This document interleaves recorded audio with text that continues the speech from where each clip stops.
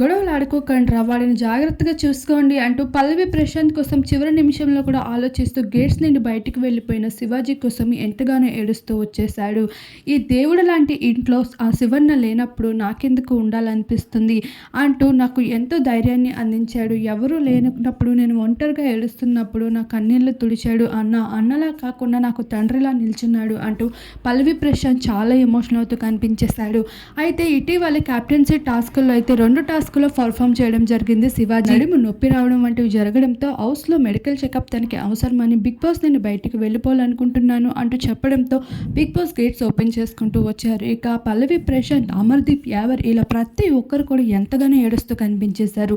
ఈ సీన్ ఆడియన్స్ని కూడా ఏడిపించేసిందని చెప్పుకోవచ్చు. అటువంటి శివాజీ బయటికి వెళ్ళి కొంత నిమిషం తర్వాత అయితే హౌస్ లోపలికి తిరిగి వచ్చాడు. అది చూసి పల్లవి ప్రశాంత్ వెంటనే వెళ్ళి హత్తుకుంటూ బిగ్ బాస్ అనేది నా కళ, అటువంటి ఇంట్లో నువ్వు లేకపోతే నేను ఉండలేనని అర్థమైంది అంటూ చాలా బాధపడడం జరిగింది. ఈ సీన్ ప్రతి ఒక్కరిని ఎంతగానో టచ్ చేస్తుంది.